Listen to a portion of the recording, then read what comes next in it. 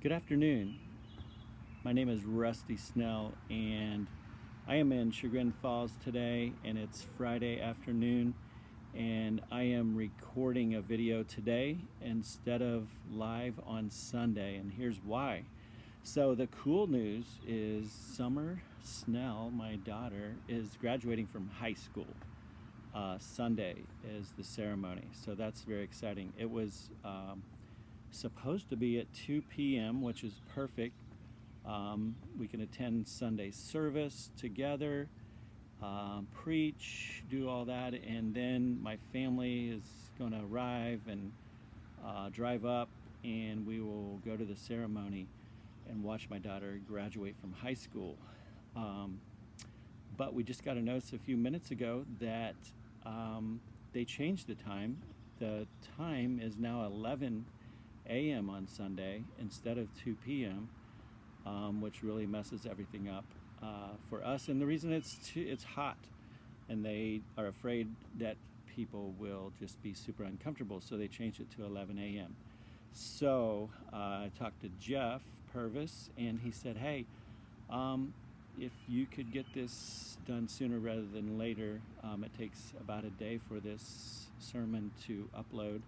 So that's why I'm doing it today. It's a little unrefined, but my convictions and my heart are very clear what I want to speak about today regarding this word of this week. So as you know, I love this theme we have of we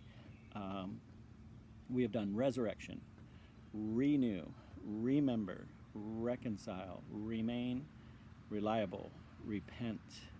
Today's RE word that we are using for the title is rescue, and I love the word rescue.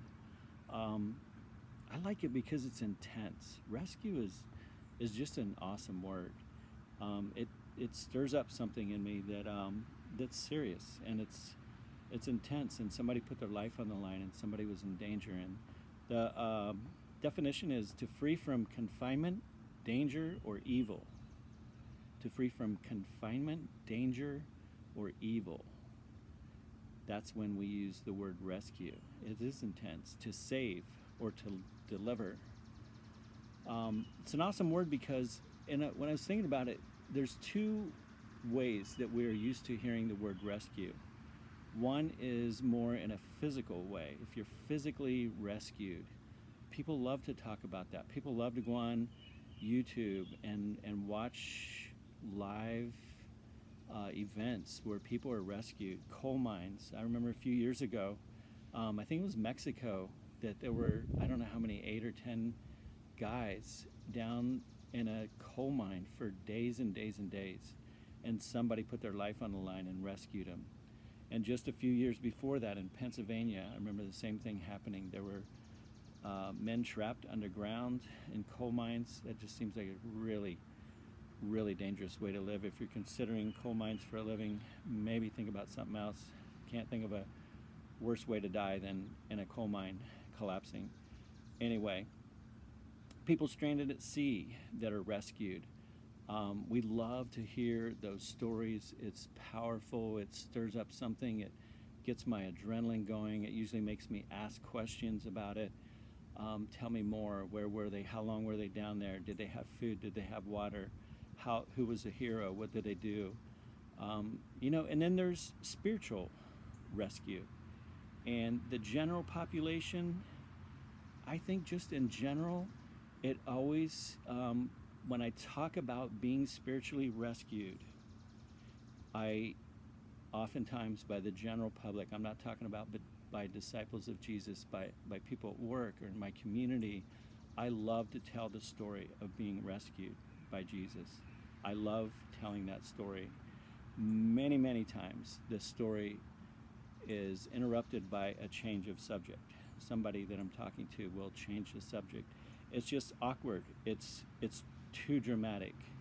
And even some people are honest enough to say that. It feels a little dramatic to use the word rescued. And some people it's too ambiguous. And it's just hard to talk about because there's nothing tangible. You didn't see it on TV. You didn't hear a journalist It's kind of this invisible thing, and it's your story. Who's there to prove it true? And you, generally speaking, unfortunately, just have to move on and talk about something else. But if you were to listen to me talk about being rescued 30 years ago and listen to me talk today, I am still telling the story of how I was rescued, and probably even more so today. And I tell it frequently, I tell it often, and I tell it with as much conviction as I can conjure up, because it deserves it. Even more so because I've seen things happen through the years, and I even have deeper conviction now of my rescue story and other people's rescue story. I think what really broke me to the point of admitting that I needed to be rescued was my marriage. I think I was way too arrogant to see the need to be rescued if it wasn't for my marriage. Because when Kim and I, my wife Kim, and I got married, it was the most important thing to me. And I searched high and low for the right wife, and I found the right wife. I found this beautiful butterfly, the softest, purest heart I have ever seen. A beautiful girl from the desert dust at college. Came this awesome woman that I met from another designer, his girlfriend. Kim was her roommate. And somehow in a year's time, I managed to kind of tear the wings off of my butterfly. And I saw her become sad and discouraged and disappointed and let down by me and by life. And it broke me. It made me, I did not want to become another statistic. And I, at that point, knew that I needed something, and I was at the point of surrender. So, which brings me to the first point I want to talk about today is the need to be rescued. The need to be rescued. Because in order to be rescued, you have to feel like, you have to realize and be resolved that I need to be rescued. If somebody reaches out to rescue you physically, whether you're in a coal mine or not, and you don't feel like you need to be rescued, you're kind of wondering why they're in your coal mine. Like, what are you doing down here? Like, I'm perfectly fine. I don't need you down here. I'm fine.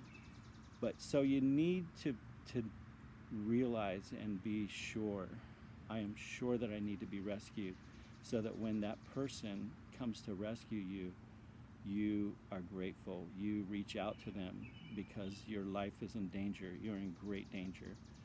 Let's turn to Galatians 1:4. Galatians 1. Actually, we'll start in, let's start in verse 1. Galatians 1, verse 1. Paul, an apostle, sent not from men, nor by man, but by Jesus Christ and God the Father, who raised him from the dead, and all the brothers with me. To the churches in Galatia, grace and peace to you from God our Father and the Lord Jesus Christ, who gave himself for our sins to rescue us from the present evil age, according to the will of our God and Father, to whom be glory forever and ever. Amen. And I love how he just jumps right into this letter, and he says, God rescued us from the present evil age. And I bet some readers read that the same way, as like, dude, that's so intense. Like, to talk about rescue and evil age, and it just presents like this danger. Like, do you really need to make it feel like there's such danger? It's so important. And since I can remember, people talk about, when I was growing up, I just remember people going, oh, this is such an evil time in our society, and it's always an evil. And today I hear it all the time, oh, it's such an evil world we live in, an evil society. And it will always be. I don't care what year it is. If Jesus hasn't come back yet, and there are human beings in it who are like me, This will be a present evil age, and we will always have to turn to God and seek God so that we do not become part of that present evil age. It is not any more evil today to me than it was yesterday or when I was growing up or 200, 400 years ago. Yeah, things change. We have computers now, whatever. It's the present evil age, and it will continue to be until Jesus comes back, or we meet him in heaven, one or the other. So it kind of reminds me a little bit of this needing to be rescued, of this lisinopril. Lisinopril is a word I had never heard before. It's actually a tiny little pill. This pill is probably not, and I don't take pills. It's the very first pill that I'm, along with many other old school people, I just don't want to take pills. I don't want to be a pill taker. I know I'm getting older, but still resisting the pills. So this tiny little pill had been recommended by my doctor since around the time I turned 50. So a few years, year after year, I'd go to get my physical, and the doctor would say, "Rusty, man, we took your blood pressure. It's up. It's getting to a point where it's very, very concerning." And I'd listen to him talk and blah blah blah blah blah. Yeah, doc, maybe next year I'll come in and we'll see. Here's what I'm going to do. I'm going to exercise more. I'm going to eat less. Good luck with that. And I'm going to try to cut down on caffeine, maybe non-alcohol beer. I'm going to really kick up my exercise, really watch my diet. I'm going to try hard to breathe, all these things. I'm going to do all that. I'm going to worry less, have less stress. I'm going to do whatever I need to do, but I'm not taking a pill. I'm going to figure out other ways to do it. And I'd come back the next year, and it would even be higher. The numbers would be higher. Well, I got to a point where, I don't know, it's a couple of years ago. It hasn't been very long, actually. 2 years ago, I would say, that it was up around, if you're old and you speak this kind of language, it was up around 160 over 120. And he's like, "Rusty, you are in danger. This is no longer a joke. Whether it's 2 weeks from now or 2 years from now, you will have a heart attack or a stroke. I'm telling you, your body is getting to an age where you cannot have your blood pressure this high." And, so I'd like, take my pulse again, do this again, take my blood pressure again. And it'd get, maybe down to 150 over 115. He's like, these numbers aren't even close. Like, you have to go on medicine. And I could even feel the pressure in my face. I could tell. I would tell Kim, like, "Ooh, we have our own little apparatus here to take our blood pressure." And I'm like, "Okay, take my blood pressure. I can tell it's up. Whatever. Work was stressful. I could tell when it was higher than usual." Anyway, it came to the point where his last time where he was just like this is not, he was really intense. And he's like, I am going to document this day. I'm going to tell you that you are going to have a heart attack or a stroke if you don't take lisinopril. You have to take this pill, or you are going to have, it will change your life. When you have a stroke or a heart attack, you'll never be the same. And it was really at that point that I surrendered. I'm like, okay, I will take this pill because I think this guy's not joking anymore. And I did, and then almost within days, it went down to 120 over 80, and that's what it's supposed to be. And it made me go, what the heck? Like, why did I fight so hard to take that pill? Why did it take me years to be able to be humble enough to take that pill and to listen to the doctor? Why did it take so long? I thought there'd be side effects. There were no side effects. Only positive effects. I didn't have that pressure in my face. I felt better. I didn't have to starve myself. I could have a beer again. There was nothing negative about it. And it just made me go, why did I do that for so long? And it reminds me of Jesus. it reminds me of, we have this thing in us that I don't want to be rescued by Jesus. I want to be rescued some other way. I want to figure it out some other way. And I think I did it. I think a lot of people all over the United States of America are trying anything they can do for it not to be Jesus. There's got to be yoga classes, there's got to be books I can read, there's got to be something. It cannot come down to me needing to be rescued by Jesus. It has to be some other way to do this. And I believe wholeheartedly that no matter how you grow up, no matter what country you live in, I mean countries far away from the United States, I mean Asia, Europe, it does not matter what country. If you've heard the story about Jesus and it's been told to you, I believe people all over the world are wrestling with Jesus and wrestling with the same concept of, do I really need to be rescued by Jesus? Because everybody knows, I believe, that deep in our soul, that is the only way to heaven. That is the only way to God. And we're wrestling with it, and we're trying to downplay it. We're trying to minimize it and trying to make it so nonchalant, like, yeah, Jesus it's something, but I'm not sure if it's really the answer.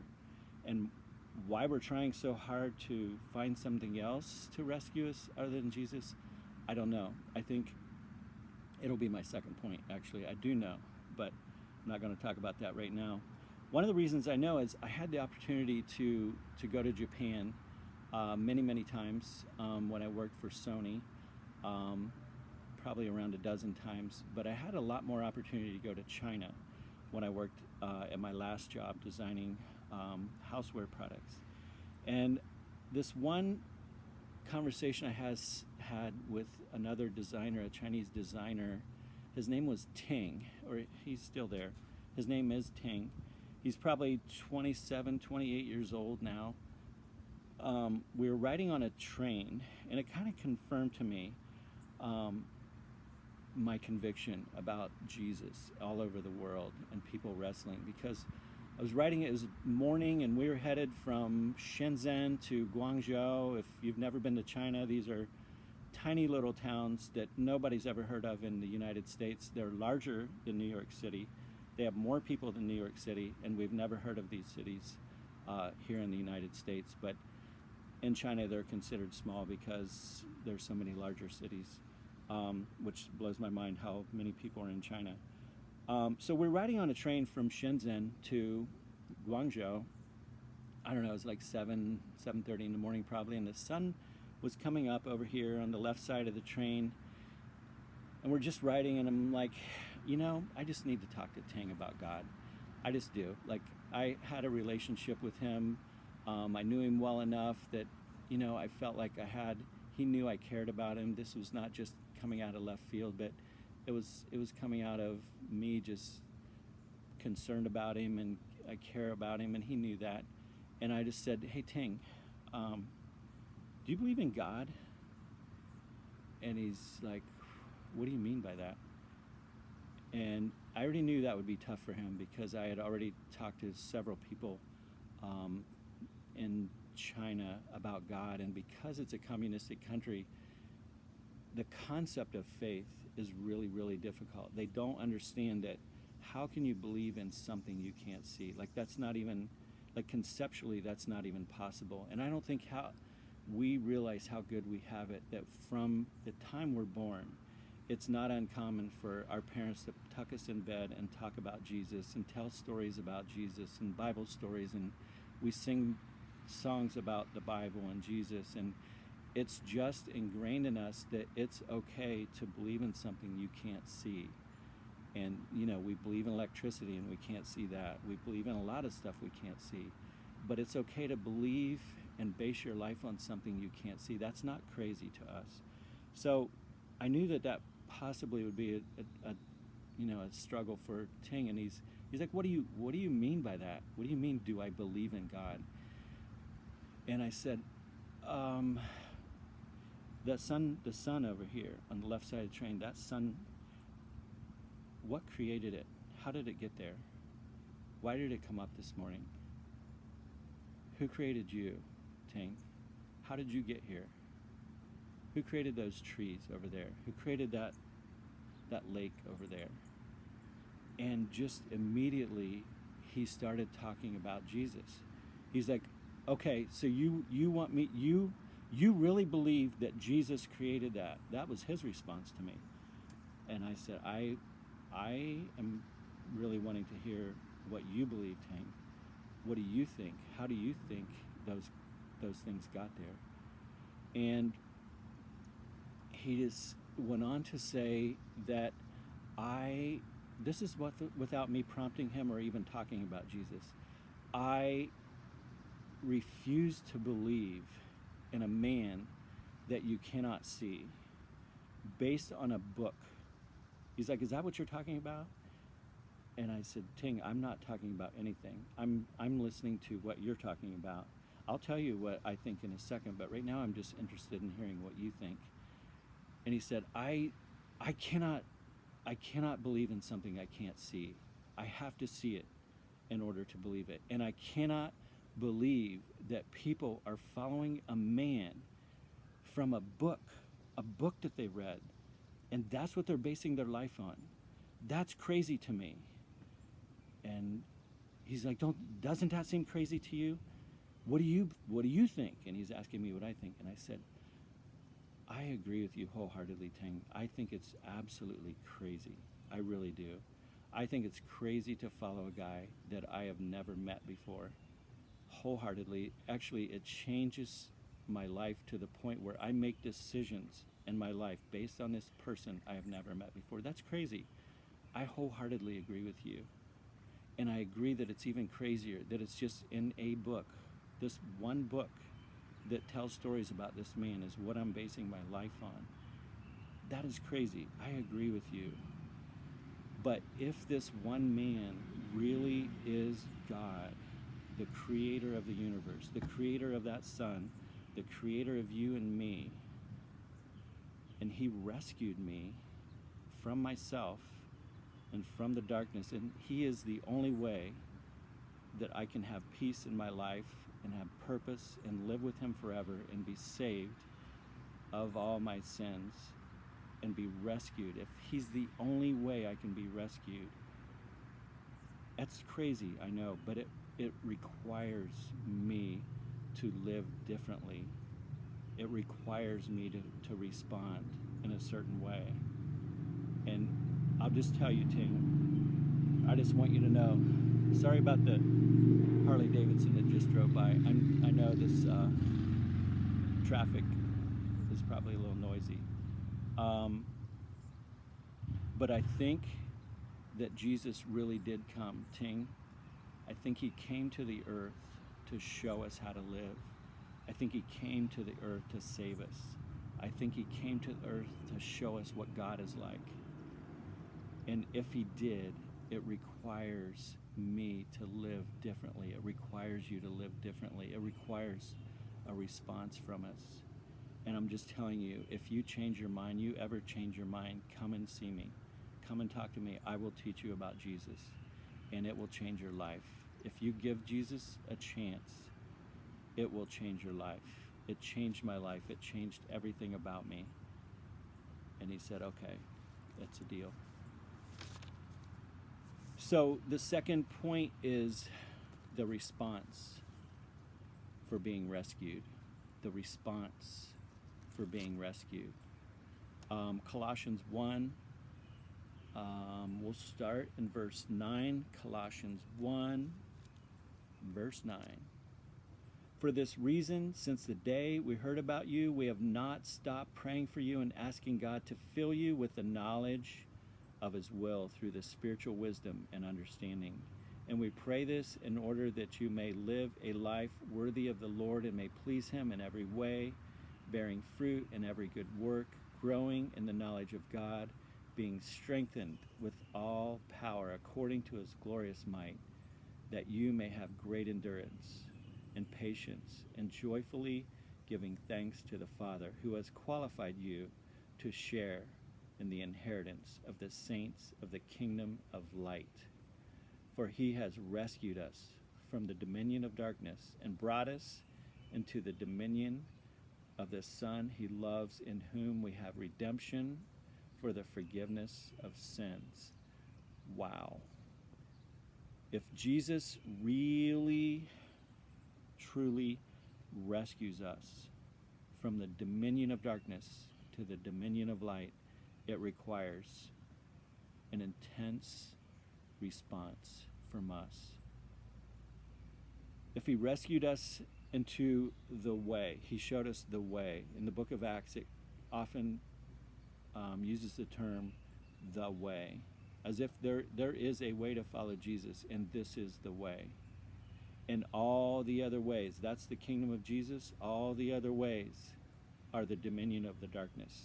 It's Satan's church. You have Jesus' church, the way, and Satan's church, all the other ways. You can take any of the other ways, that's his church. There's one way to follow Jesus, and he tells us about it, and that's the good news, is it's very clear for us to read the good news in the Bible, the Gospels especially. This is either true or it's not true. And it comes across, I think, because we're talking about light and darkness and dominion of darkness and Satan's church. It's like, gosh darn, that is so intense. Like, why do you have to be so serious? Lighten up.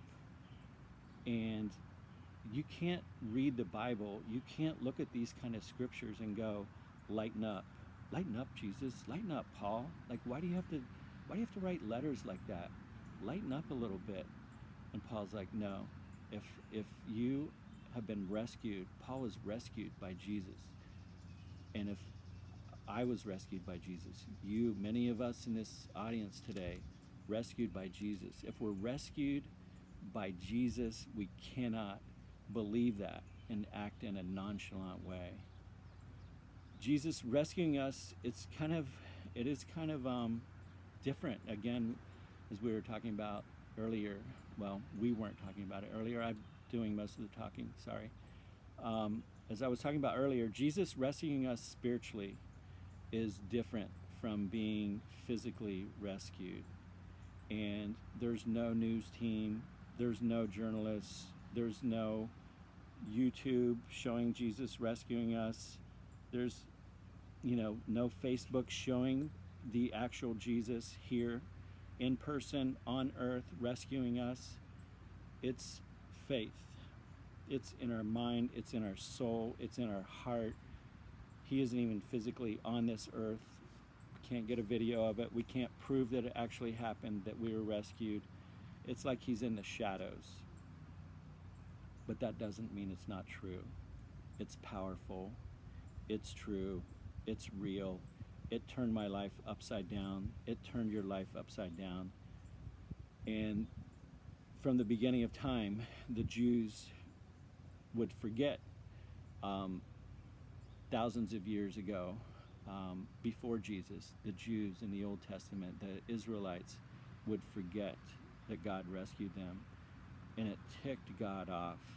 But he was always patient, always forgave them, always gave them a second chance, and reminded them that he rescued them from the Egyptians. It turned my life upside down. It turned your life upside down. Nothing is the same. And the reason that I write in my journal, the reason that I tell my rescue story so often, and that I love to hear others tell the rescue story almost every time I meet a disciple, I want to hear your story. Tell me how you were saved. Tell me how you were reached out to. Tell me the story, because it ignites in me a proper response again. It reignites this thing inside of me that reminds me that yes, Jesus is alive and well, and we are all part of the story, this great story that God has been telling since Genesis. We are part of the story. Rescue after rescue after rescue, and ours is in that story. And Satan is always whispering, hey, you did that. You figured it out. You gave yourself a purpose. You figured out life.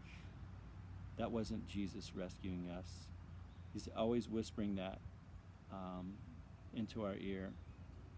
And we have to remind ourselves, it's why I love to hear people tell me about their rescue story, because it reminds me that Satan is a liar. It is not true. I was rescued. You were rescued. I love to hear rescue stories of Jesus rescuing men and women. I've been fortunate to hear and to watch and witness hundreds, probably hundreds, of men and women be rescued by Jesus. And one thing that is consistent with every single story is those who think it's a little dramatic, even though they're baptized, even though they read the words, they read the Bible, they agree, hey, it says this should be my response, and they do it, they get baptized. But you can just tell by conversation with them that they feel like, okay, this is a little extreme, but I'm going to do it anyway because I don't want to go to hell. Those people often are embarrassed to tell their story to people. A little embarrassing, a little intense. I kind of want to fit in more with the world. Those people usually end up falling away. And those people who are certain and will tell their story on the top of a mountaintop, they will tell it often. They'll tell it with power, with gratitude. They usually make it for the long haul. Those people who tell their story over and over, reminding themselves and reminding others around them that Jesus is real and he's rescuing people today. There are others waiting to be rescued, for sure. And some of you know that there are people waiting to be rescued. Some of those people out there, they don't know they need to be rescued. And some of the people, they do know they need to be rescued, and they are seeking God already. And others like you and I, at least for me, I didn't know what danger I was in. It was almost like the lisinopril story, the little pill for my blood pressure. Like, I tried everything. I didn't realize, how important the Jesus thing was. And when somebody showed me, I'm like, oh my gosh, this is what I've been looking for. And I grabbed onto Jesus with all my strength. And there are people in Toledo, in the Toledo area now, that are waiting for you and me. They're waiting for people to show them the doctor. And that's why we're moving to Toledo. We believe wholeheartedly that we are part of kind of a rescue team. And we are this little Toledo church, these little 50-some people. We are part of a rescue team in Toledo, and we're going to help people that really believe I need to be rescued. And we are looking for people to respond the way you and I did and respond to being rescued. And I'm so grateful that we're moving closer and closer to getting to Toledo. We close on our house Monday and in Toledo, and then a few weeks later on this house here in Cleveland. But we are so excited, firstly, to be rescued, and we're so excited to come to Toledo to help to rescue people who want to be rescued, who need to be rescued. Love you guys. Thank you for listening. Have a great Sunday, and I'm going to go watch your graduation. Take care.